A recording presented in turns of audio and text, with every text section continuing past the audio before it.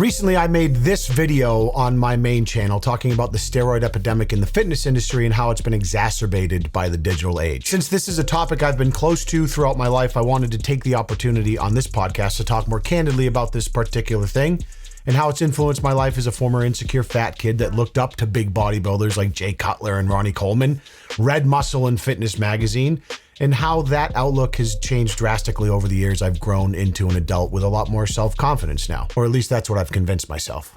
If this topic is of interest to you, I hope you find this episode valuable. Either way, I appreciate you being here. Welcome back to Decently Indecent, episode 13, baby. Let's talk about juicing. And I don't mean drinking kiwi and prune juice and shitting your brains out for 3 days as some sort of cleanse. I mean the kind of juice that makes you look superhuman but has the potential to give you horrific acne, age you 10 years and 3 months, and then blow your heart up if you're not hyper vigilant about dosing safely. For clarity here, this isn't like an anti or pro steroid episode. I think there's a lot of nuance to the topic. I just think people are ultimately going to do what they want, and that doesn't affect me, so I don't really care. However, it's a topic that I find very interesting, and it's on my mind because I just did a fair amount of research for a main channel video I released today at the time of recording this, titled, "Why Does Every Fitness Influencer Do Steroids Now?" And you know what? Maybe they probably just always have, and now they talk about it more because it's lucrative to talk about it. But I just think there's this, as somebody who keeps tabs on the fitness industry, like myself, and just kind of what's going on from a content perspective on YouTube and Instagram and stuff, there's been this crescendo of obsession with steroids over the past several years. And it's just strikes me as very interesting. Now, I'm sitting here, got a glass of tequila, laptop on my lap, just really been enjoying these past couple weeks, being able to do this type of content where it's a little more just wearing my heart on the sleeve, off the cuff, presence of mind. I typically try and write down a few things, so I'm like prompted to remember like that thought I had earlier that I think would be good to include. I'm the worst at like, ooh, I want to talk about that, and then if I don't write it down, that's fucking gone forever, never to be seen again.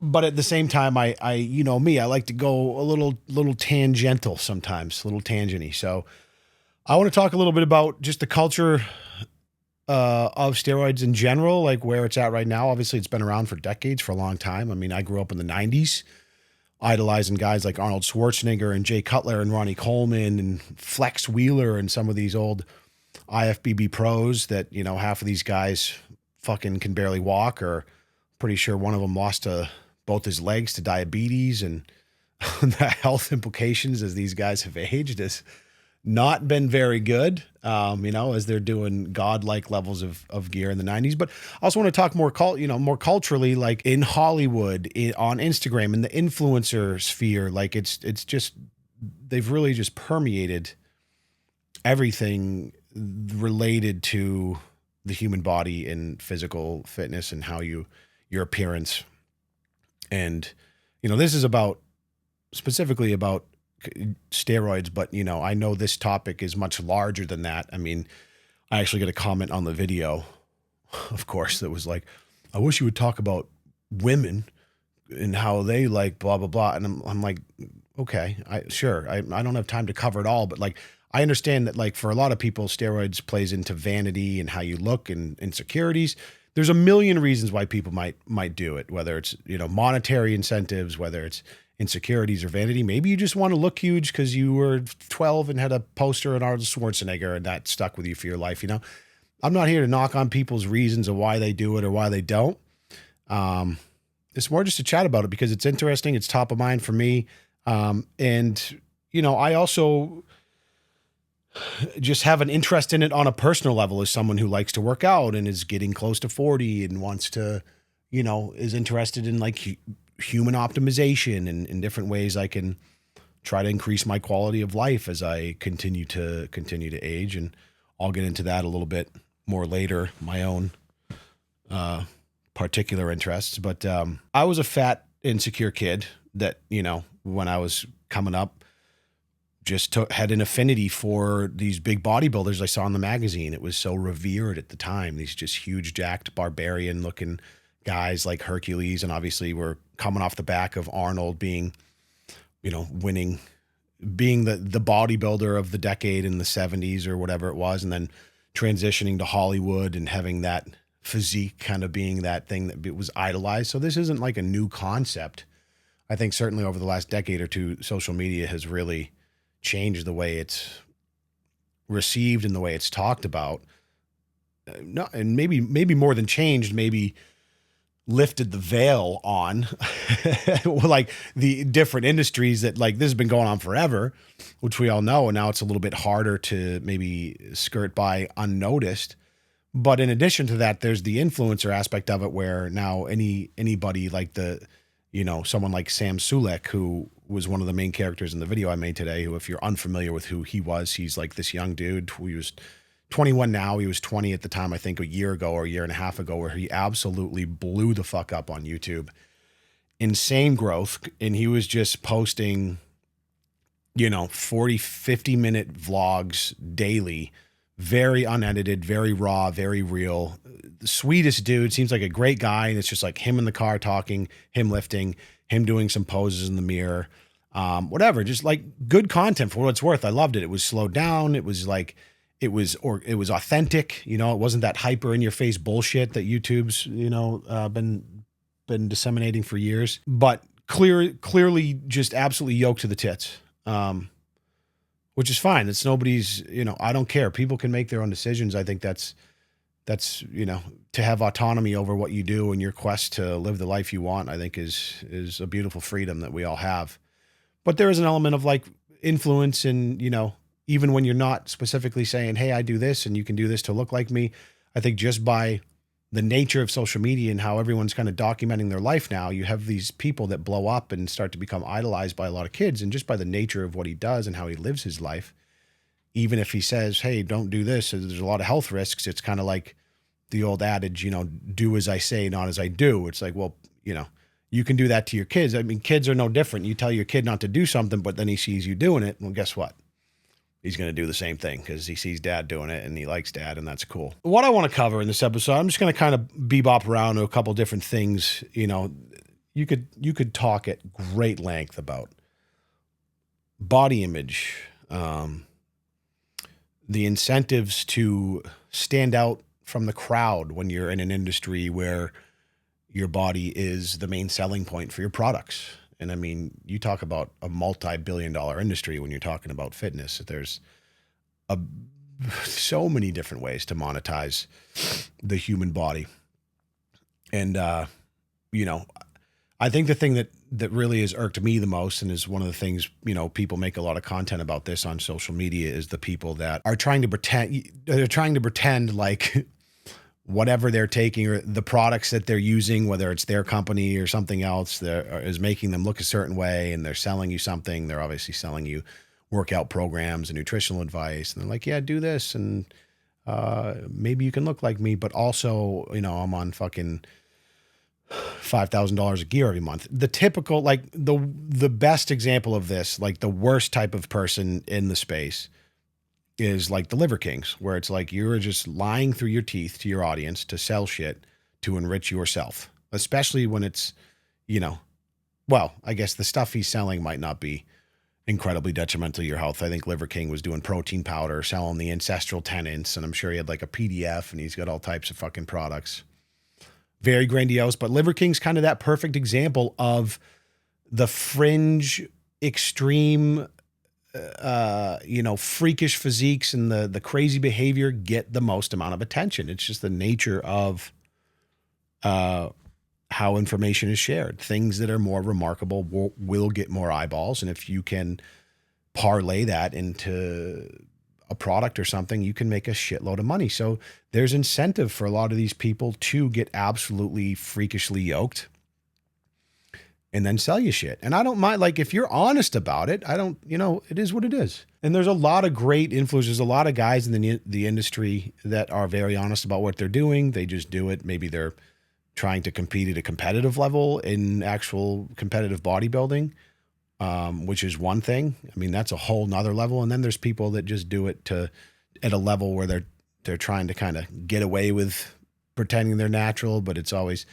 I mean, part of the obsession I think I've found so interesting is the, like all this natty or not, like the natty or not videos, the discussions on Reddit, all the YouTube videos. There's like entire channels dedicated to just discussing whether people are natural or taking steroids. It's like humans just have this unbelievable obsession with knowing whether or not, like, well, do you think you can get that way naturally, or he's definitely on gear? Oh, he's definitely on gear. And it's like, it's so easy to be dismissive of people that have truly worked hard on their physiques. You know, even if they, you know, even if you take gear, like you're not going to look huge and ripped and shredded without a base level of discipline and work ethic to really get there, you know? So I think there is an element of people online. They just so badly want to, anytime they see someone that looks really good, they just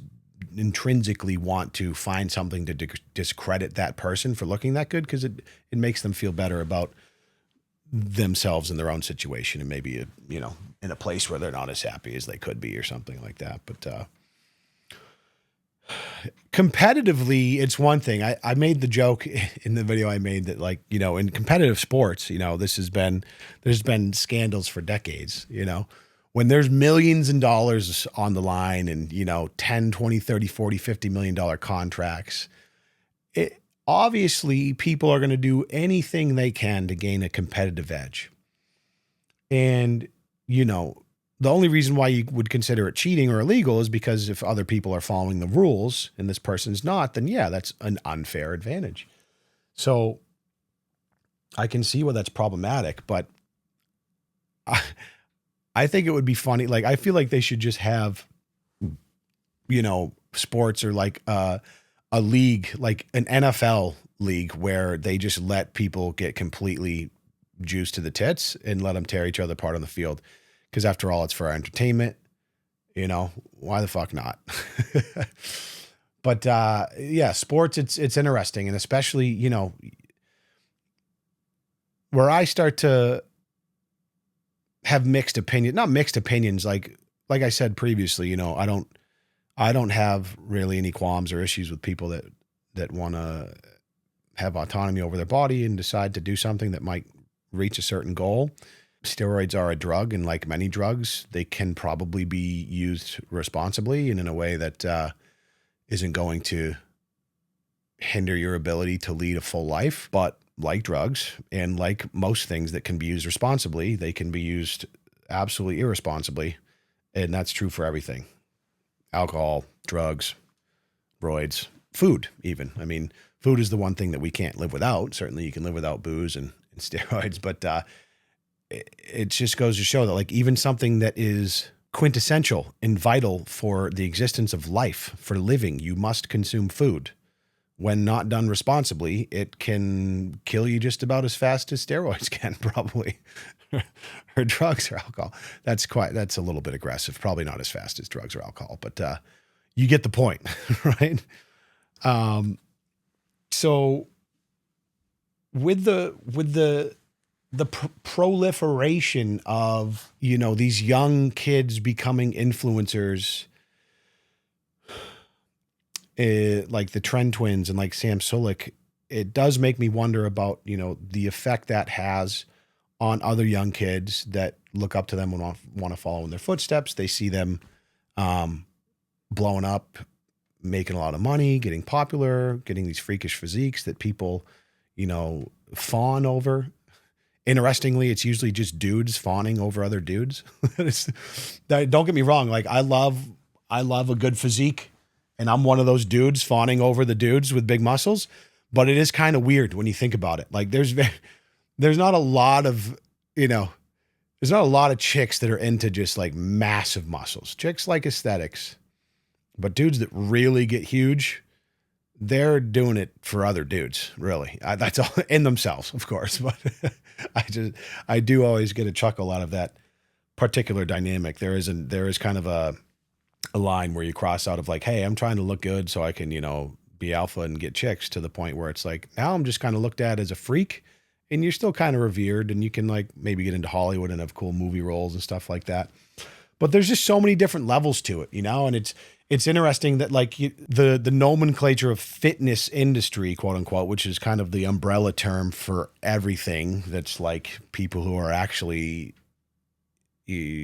working out and interested in how they can lead healthier lifestyles to increase their quality of life and maybe extend the time they have here on earth, and are able to get into their 60s, 70s, and 80s and remain mobile and fit and happy.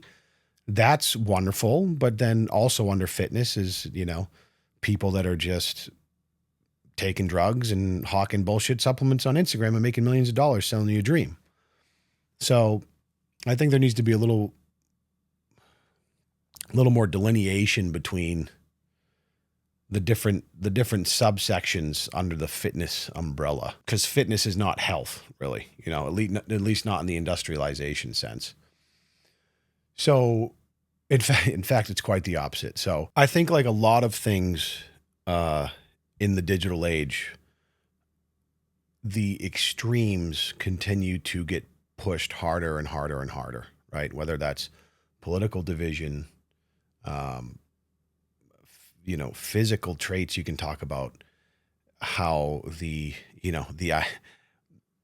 what women view on Instagram as like the ideal female body, and how that's changed over the years. You look at like the 80s and 90s with like the super skinny supermodels to Victoria's Secret, and then like Kim Kardashian came on the scene and started to perpetuate this like unrealistic, massive ass thing that's taken on a life of its own. And now there's chicks getting triple Brazilian butt lifts and,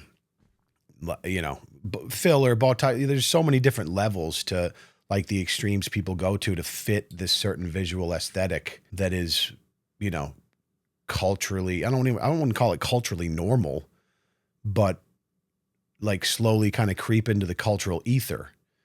And it's very interesting to watch. Like you look at this kind of like the homogeneity of a lot of these Instagram females, where like they all kind of look the same. Like they could have come out of a factory. They could have all come out of the same factory. It's like they all have the big lips and the same filler, and this is done a certain way, and the ass looks a certain way, and blah, blah, blah. And it's like, I've almost grown, you get to a point where you become so accustomed to it. It's like, if you've seen one, you've seen them all to an extent. So, I'm generalizing here a little bit, but it's made me really kind of reappreciate natural beauty, in the sense that like imperfections and things that aren't perfectly symmetrical and stuff can be wonderful in their own right. And on the male side of things, steroids are just kind of a similar type of psychological thing for men. Like whatever their reasoning is, they want to get huge. I mean, now you have to understand, like I'm a big proponent of like working out and getting strong and building muscles. I'm also not, depending on what you're trying to do, I understand the incentives and the reasons why, some men decide to start taking PEDs to try to take things to the next level or feel better. Obviously, like there's TRT, which has kind of been the buzzword of the last 5 or 6, 7 years since it was disseminated on. I feel like Joe Rogan really popularized it and talking about that on his podcast. And TRT is really all the craze now in the middle-aged kind of aging men community, like myself. So there's levels to it in the sense that like, TRT, the goal there is to kind of replace maybe what your body is no longer producing, to get you back to a normal, healthy level for quality of life reasons. Certainly it's going to help you retain some muscle mass and might help you maintain a better body comp, but you're never going to look like one of these freaks doing, godlike amounts of gear if you're just doing actual replacement levels, right? You're going to look like a normal human being, and your body will respond still to working out like a normal human being. but yeah, like with it's just, I feel like it's so easy now in a culture where it's very easy to just to play the comparison game, and we spend so much time scrolling. And anytime I feel like I'm making progress, like in my own personal fitness journey, or I've like lost some weight and I'm looking good, like I pull up Instagram and there's just 75 fucking videos of dudes at 8% body fat, like doing fun tricks and like cool things in the gym. And I'm like, well, God damn it. Right. But then I'm like, no, why do I fucking care? I'm happy about it. I've made progress. Like I'm working hard. I'm doing what's, you know, comparison is the thief of joy, as they say. So I try my best to compare myself to myself, but I can see why it's very enticing, and why it would be not very hard to convince a young man, teenagers, you're in that, maybe in those years where you're still trying to find your footing on life. You're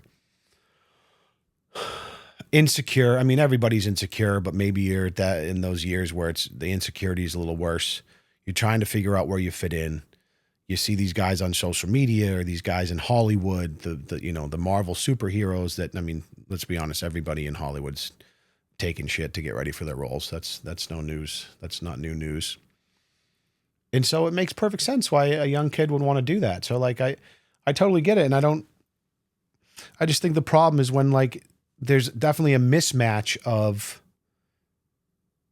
education and tactfulness. Certainly. I think, there's a lot of people in Hollywood, and even maybe guys that are a little bit older and have had time in the industry, that are doing it in a way that is more tactful. They're doing regular blood draws, or working with a doctor and making sure they're getting stuff that's not from an underground lab, or, you know what I'm saying? Like, that's a whole nother piece of it too, is like where you're getting this from. If you're like a young 16, 17-year-old and you're like, ask somebody at the gym, and they know this buddy that's like, this like, this kid that it works down at the local pizza shop, and he's got some shit, and let me get you some whatever. And all of a sudden you're injecting some oil made in some fucking dingy basement. So lack of quality control is a big problem there too, I'm sure.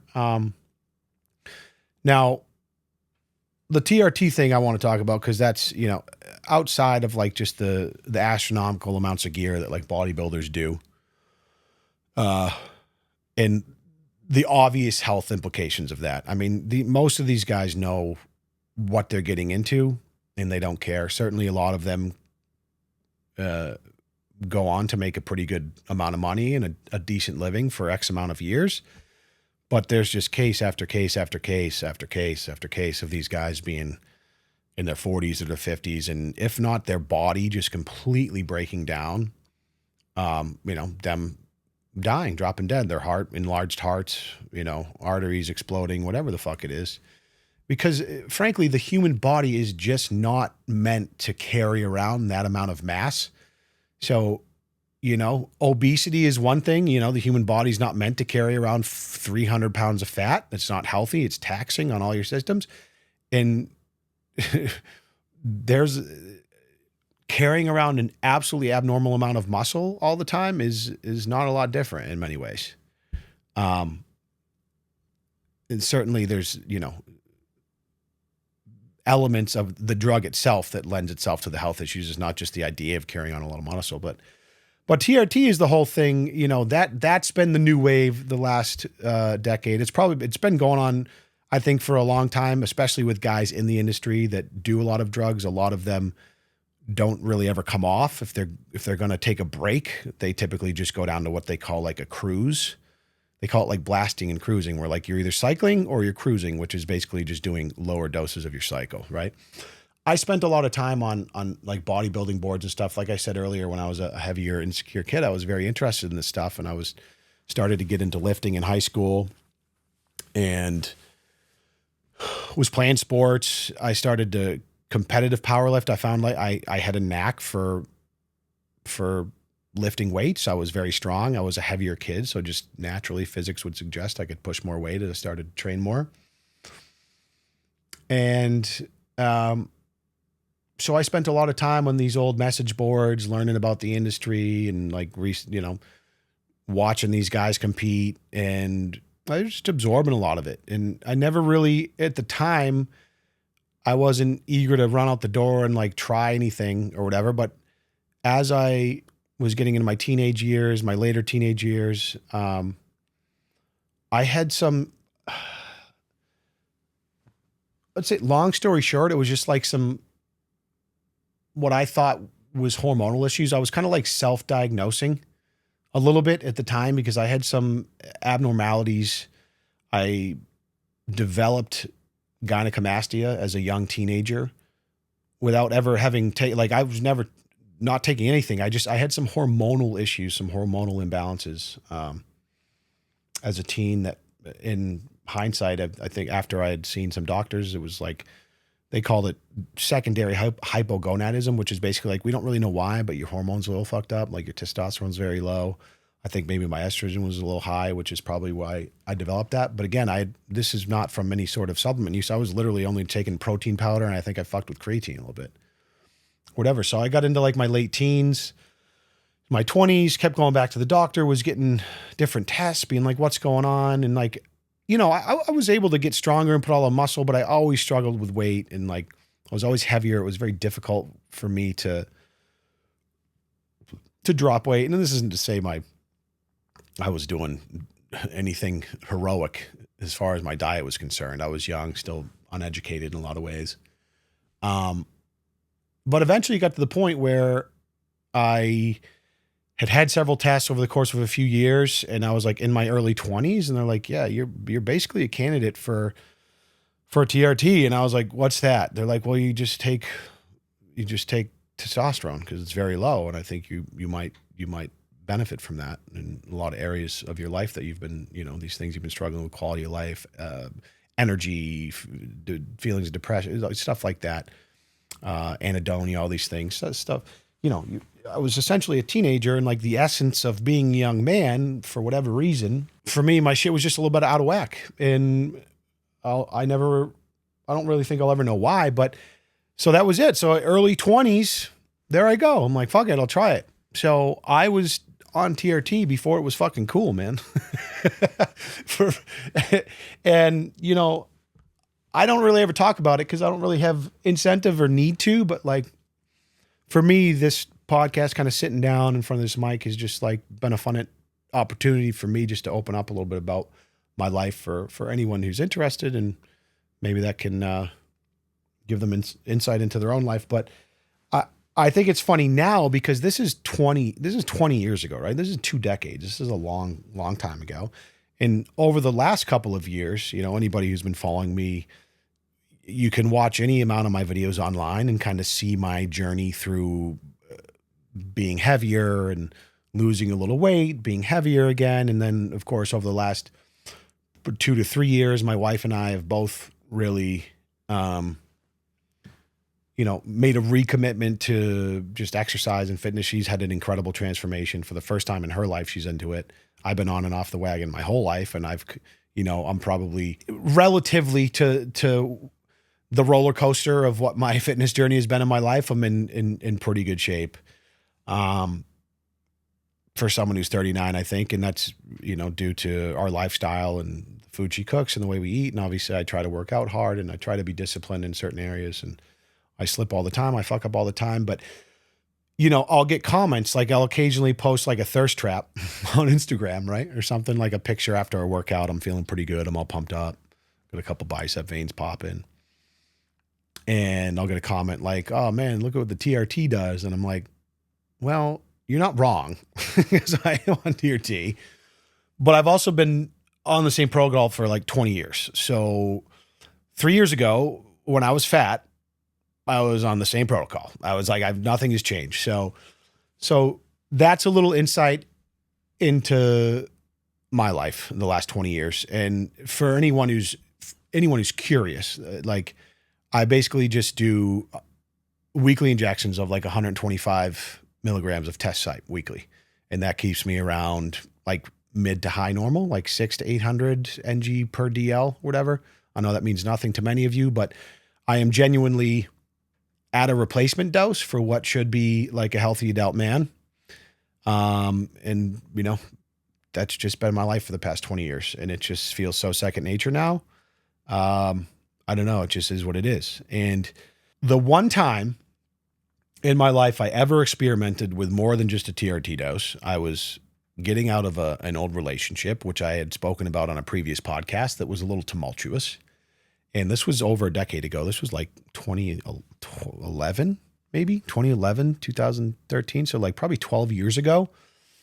And, you know, it was one of the relationship was so tumultuous. I had let myself go. I was a disaster. I was so stressed financially, and the relationship was toxic, and I had taken its toll on me. So I got out of the relationship, and I was like, fuck yeah. It was like, I was in that like single dude mode where it's like, we got to turn this shit around pronto. And, you know, at the time, way back then, I think I was still doing some like, some topical gel was part of my, it was like the TRT at the time, which fucking sucked. I hated that. But I was like, fuck this. And I ordered like some fucking shit from like some underground Chinese lab. It was like the tiny, and don't get me wrong. Like I had been researching and learning about this shit for years and years in my teens and into my 20s, just never had the balls to take it. Never really cared to. And then it wasn't until I was, I guess this was like late 20s. I was like, fuck it, we'll try it. So I just stayed on like my normal TRT dose, which is whatever it was at the time to try to keep me in the normal range, and added like a splash of Masteron and Tren. It was like a blend compound, just a little bit. Like what you would normally see in doses. I spent months researching dosages, what were people are doing, and I was like super low end, just like, because I was just terrified of the shit for whatever reason. I think at the time I was terrified because I didn't want my hair to fall out. That was the biggest reason I was terrified. And I was like, yeah, I want to run like a 12-week, 16-week, something like that. And so I started running it low dose, and it was, you know, it worked, man. I got stronger. Body comp definitely started to change. I was feeling superhuman for a couple weeks there. And then at like the 9th or 10th week mark, I saw like I get like a little spot on my shoulder. I'm like, shit, kind of like a little cystic. I'm like, oh, that sucks. And then like another one popped up, and I'm like, I don't like this very much. So I'm like, whatever, I'm just going to taper down because I don't want it to get too bad. And then I came off it. I just like, I don't even know if I tapered, but I'm like, yeah, if I stop it, like it won't get any worse. Like I won't continue to break out. Like if I just stop doing it. Holy fuck, was I wrong? Apparently, in hindsight, I didn't know this. Like it's the big fluctuations I mean, this shit just wreaks havoc on your body. Like who fucking knows what's really going on in there, but it's the fluctuations of your hormone levels that are typically most detrimental, that cause the most oil production, sebum production in your skin. So I come off, and over the course of the next, I mean, it was probably 8 to 12 weeks after running a very moderate dose for 10 weeks, just horrible cystic acne. Like I've seen bad cases online that were like, it wasn't like the shit you see on like a clickbait thumbnail, right? But it was enough to really fucking shake my self-confidence. Really shook me. I was like, you know, it was mostly back and shoulders, upper arm some. It was like randomly shit would like pop up on like my forearm and occasionally like a little bit on my face. So I was lucky enough for it not to have really crushed my face. But like the chest too, like there was no way I was going anywhere taking my shirt off, right? So at that point, I was just like, never again. Not worth it to me. Like what? Like what's the point of, you know, getting a little bit bigger and stronger if you're just going to look terrible? It completely fucking defeats the purpose. And, you know, there's a lot of people, I know people that fucking, that are like, yeah, well, just run Accutane next to it. Just take Accutane with it. And I'm like, dude, now you're starting to go down a slippery slope because it's like, you're already taking shit that's terrible for your liver and probably your heart. And now you're taking shit to cover up the side effects of that shit that's also horrible for your kidneys. And it's like, where does it end? And you know, this was like super mild. There's dudes doing 5, 6, 7 compounds at a time with Accutane. Like, and yeah, you look like a freak, but God damn it, what cost? I don't know. But that's pretty much full disclosure, like my story. I know there's obviously people that are interested in what I do in my fitness routines. Obviously, anyone who's watched me on my channel has kind of seen my transformation. That's I won't say, has seen me age, I should say, you know. That is one of the perks and also one of the downsides when you're just making YouTubes weekly for a decade is like, you just get to see yourself get old in real time on the internet, and you can't forget it because there you are on the internet. And fortunately, you know, I feel fortunate and blessed that I'm in a place where I feel very happy and I feel very healthy, and I'm just, I don't know, I'm in a good routine, but yeah, I never touched myself since. And then it's for the last 12 years, it's been literally just weekly doses and get that shit checked. And like, especially as I've gotten older, there's always a vanity piece in the working out, and like the quality of life, how you feel certainly is very important. But the older you get, the more you kind of face your own mortality and have to realize like, I'm much more worried about my health. Like, you know what I mean? I have a son, I have a family. Like what good would it do me to like get really big or really shredded at the expense of my own health? Like certainly I could get shredded by having the right diet, and I'd love to do that sometime. I just don't have the discipline or really the desire to, because there's too many things I enjoy that prohibit me from doing that, including this glass of Añejo tequila right here. But I could also just be like, fuck it, let's take a bunch of shit and see what we can do. But for me, the risk return profile just makes no sense, because I'm just simply worried about my quality of life and the longevity aspects of it, and just wanting to feel happy and healthy. But that's different for everybody. That's the phase of life I'm in right now. Someone who's like 22, trying to like fucking conquer the world, be an entrepreneur, build a brand on Instagram, blah, blah, blah. They don't fucking care about that. They're not thinking about their mortality. They don't have kids, you know? They're like, hey, how can we fucking do this? And they do it. And that's whatever. That's their prerogative. That's fine. So I look at the whole industry, and I come from a perspective of like understanding like why people do the things they do, because there's a lot of incentives. There's incentives everywhere you look, to look a certain way, to be a certain way. But that's just that, you know, that was a lifetime ago for me. Now I'm just on kind of the other end of that spectrum, where those incentives don't really matter to me. I'm just worried about feeling good.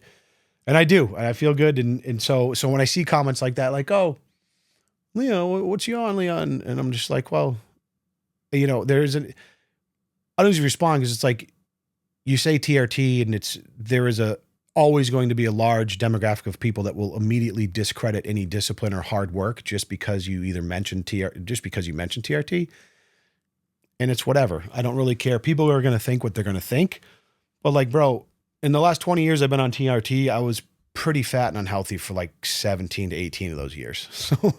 So like, most of any of the changes that you've seen in the last 2 to 3 years are strictly dietary and lifting and exercise, because nothing else has changed. So yeah, I've found it interesting, you know, the last couple of years, seeing TRT become so mainstream with the Rogan podcast and just so many people talking about it now. And even like the clinics now, dude, like you can go, all you have to do is like search online, and there's clinics everywhere you look, where I don't know what they're called, like life extension clinics or like the health wellness clinic. And you basically just walk in and be like, hey doc, I'm old and I feel depressed and tired. He's like, great, you're a good candidate for TRT. And they'll fill out a script and whatever, get you going on it. And super easy, dude. When I was 20 years ago, when I was in my young 20s, especially probably because my age, it was a little bit of an anomaly.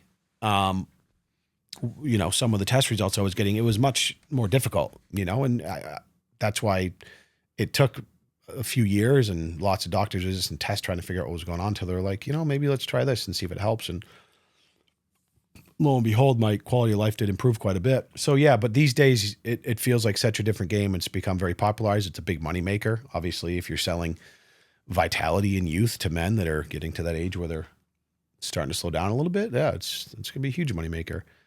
Not for nothing too.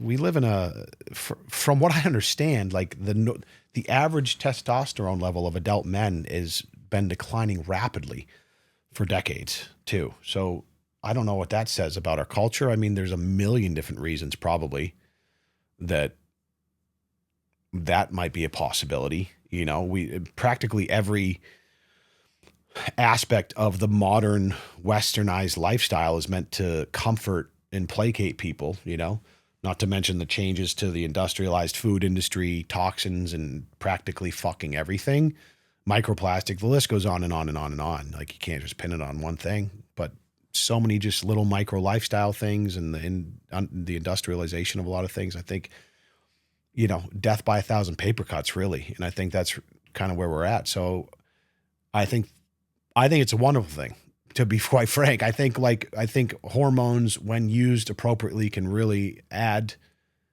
a lot of quality of life in cases where they're necessary. But as far as the other side of that, kind of like excessive use for the sake of getting huge, I don't know, man. Who am I to judge other people? Do what they want, you know? It's not like typically not hurting anybody else. I think it is sad when I see these guys run into health problems and die young, or they, you know, you look at Ronnie Coleman in his 50s, the dude can't fucking walk or stand up straight. You know, Flex Wheeler lost both of his legs to fucking die, like blood fucking clot complication problems. You know, these guys, just their quality of life after 40, 50 is just zero. What am I, sit around and fucking feel bad for these dudes? Whatever. They made the choice. They made a bunch of money. They did it. You're probably better off doing that than, you know, getting addicted to crack or meth. You might face the same complications later in life, but you're not looking big and cool. You just look like a meth head. So I don't know. The other funny piece I think about too, and I mentioned this in the video, and this just is something I think about a lot. But it's like the kind of the paradox of diminishing returns when you're getting bigger or working out. Like when you first start out, even with mediocre effort, you see a lot of progress often because your body is not used to the stimulus, and it will return the favor by changing somewhat rapidly, whether that's weight loss or putting on muscle. And as time goes on, that stimulus will need to increase and the changes will start to slow down until you increase them, et cetera, et cetera. And you get to a point where you start to kind of reach these plateaus or these limits of, you know, what's naturally feasible for the human body. And you can get to a point where you're in incredible shape. You look great, you feel great, and you're working out your balls off. You're working hard. And now you're in a place where you have to continue to work out pretty hard just to stay the same, right? And I think psychologically that can be very difficult for people, because a lot of people, when they get into working out and they get into, they see a composition change in their body, it is intoxicating. It's invigorating. It can be addicting. A lot of people, if they do it for long enough and they see really great results, they become so addicted to seeing progress, to seeing changes. However small or little those may be, if they're changes, they're making changes in the right direction. And there is a large part of the fitness industry that just is so entrenched in that mindset that once they get to these places where it's like, hey, you're healthy, you're fit, your body loves you, like you're doing great, keep it up. But guess what? You're kind of just going to stay the same unless you pump yourself full of this shit. Now you can get even bigger and even stronger and have freakier veins and so I think that's where a lot of incentive comes from people, is because it's really hard when you get used to seeing great progress from your hard work to get to a point where you have to continue to work hard just to look the same, because you will get accustomed to how you look, even if it's great, right? So that's something I've thought about a lot, because I go through that too. You know, I lost like 40 or 45, 50 pounds, and it's like, man, this is fucking awesome. You're feeling great about the progress. And then I think one of the reasons, I think this is honestly a large part, drugs aside, a large part of the reason why a lot of people really struggle and go through the yo-yos and struggle with the consistency is because a lot of them do something that a lot of people do drastic things that are unsustainable, and they love the progress and they see it and it's like, that's awesome. And then when the progress starts to slow down and it gets a little bit harder and they're doing stuff that sucks and feels unsustainable, it's just the perfect storm of like, well, I'm not seeing the progress I want, and I'm doing this diet that sucks and I've been able to do it for 12 weeks, but fuck it. And it's like, they just give up on it altogether. And guess what? It immediately goes back. Like, where are you going to go? You're going to go right back to where you were. So there's this mental barrier to overcome where you have to really be okay. I get, you know, if you can get to a place where it's like, you have to be, if you can get to a place where you, put it this way, it is very rare and amazing for people that can get to a place where they've reached a level of health and fitness that they are happy with. And they're no longer worried about like, I need to get bigger, better, faster, stronger, leaner. It's like, hey, I think I'm healthy here. I'm just going to continue what I've been doing, and I'm going to do that and not worry about getting bigger or stronger or like I feel like that's a very rare trait, but it's probably the most ideal place to be from a health perspective, to find a routine that works for you, kind of push the limits of your genetic potential, and then be okay working hard just to stay the same at that level. That's the sweet spot.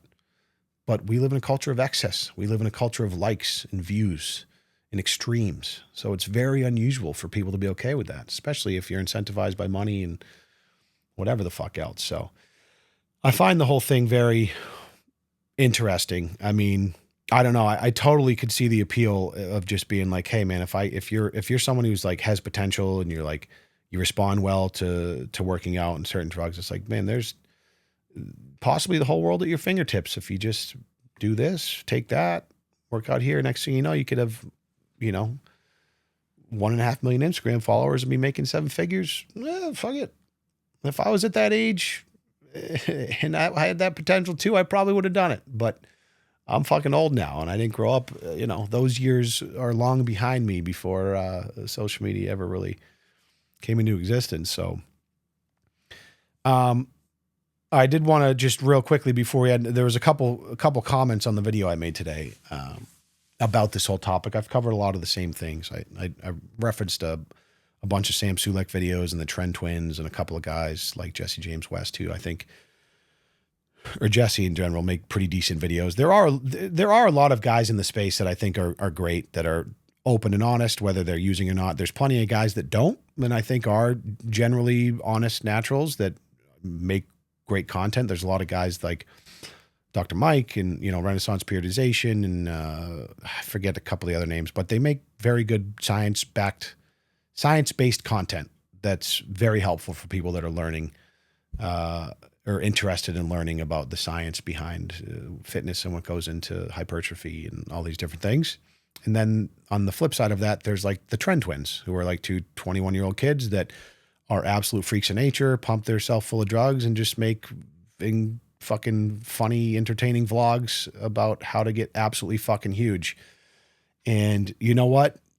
It's probably going to fucking blow for them in 20 years if they keep up this pace, but I'll be damned if it's not entertaining content. You know what I'm saying? And they're making plenty of money. So fucking cheers to that, man. To each their own. So this guy says, why is everyone pretending like widespread steroid use, especially in the entertainment industry, is somehow new? They are simply following the example set by successful muscle guys from the 80s and 90s. Back then, it was almost impossible for a natty bodybuilder to compete in major bodybuilding competitions, and absolutely impossible to be a professional wrestler. If you want to point the finger at someone, point it at those that led the way.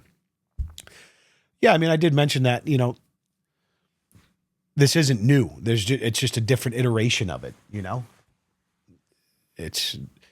It's just much more visceral and in your face now, where it was obvious back in the day, like these people were taking chaotic amounts of gear, but it was never talked about. It was kind of like just the elephant in the room. And I always found it interesting. I think back to like Muscle and Fitness magazine. That was the bodybuilding magazine in the 90s. And I'll always remember Muscle Tech was like the biggest supplement brand at the time. And it was always like Jay Cutler or Ronnie Coleman. And they would do these like 3 or 4 page spreads in the middle of Muscle and Fitness of these guys just with a fucking insane fucking barbarian like physiques on so much gear and being like, yeah, this protein powder has really helped me pack on the weight I need.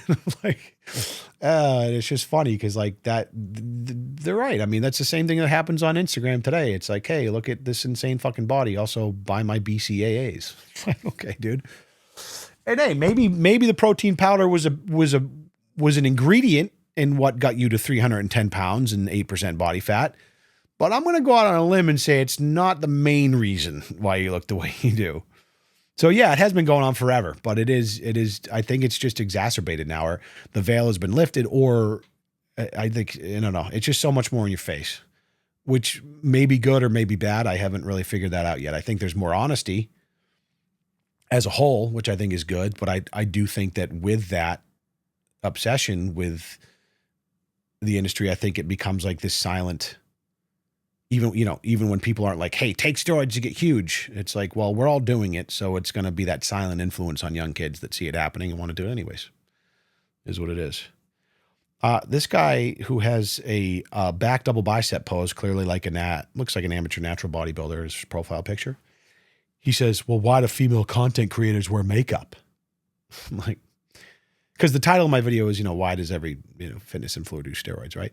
So this is like his rebuttal, the classic, like, I had to laugh at this one because like I get your angle, buddy. Okay, like, sure, there's a cosmetic angle to dudes who do steroids. They want to look good, they want to look their best and get big because that makes you feel good and it's masculine and all these things. It's alpha.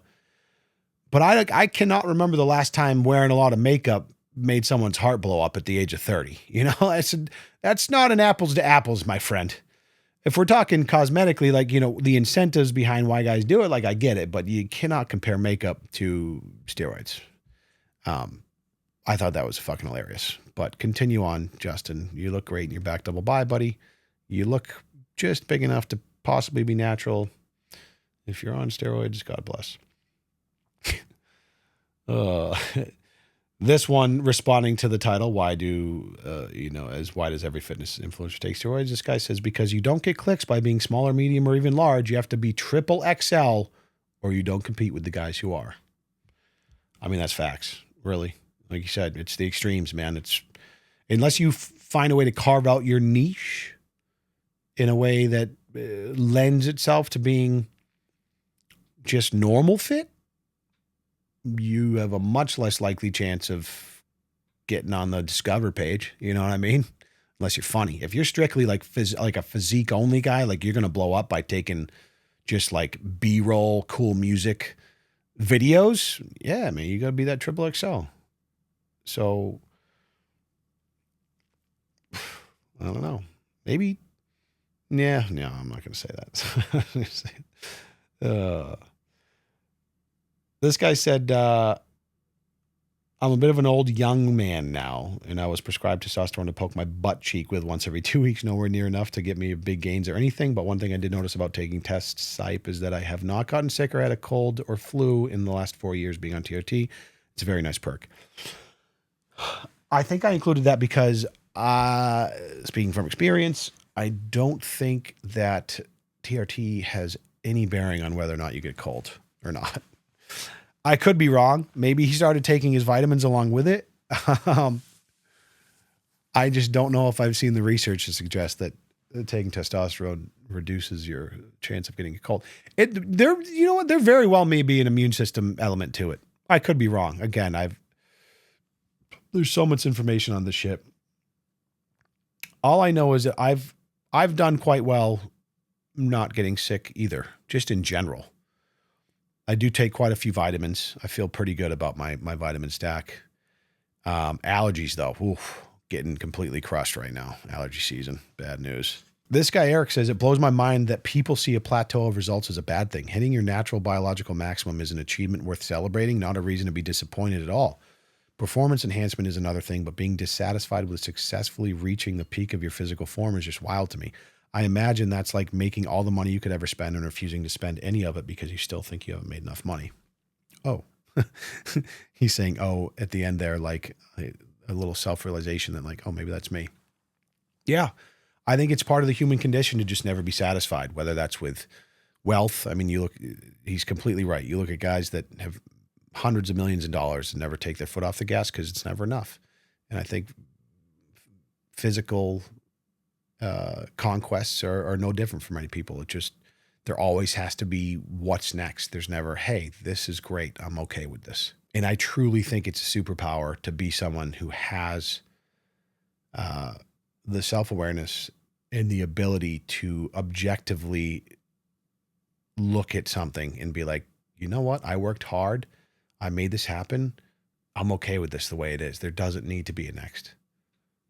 That might not always be the case that you want. Like there should be things that maybe you continue to strive for forever. But yeah, it's an interesting point.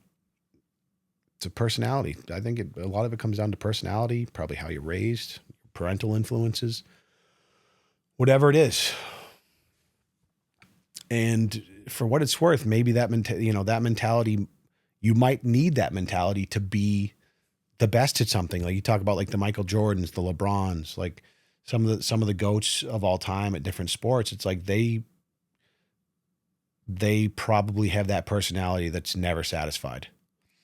And so there's kind of this paradox of, being, kind of that saying, it's lonely at the top, where you're almost tormented by your own greatness, because no matter how great you are, even when you reach number one, you will never be able to enjoy it, because you're just not going to be satisfied until it's always what's next. I feel like Kobe, one of the greatest of all time, and a lot of the stuff I've seen from him, he was very much like that.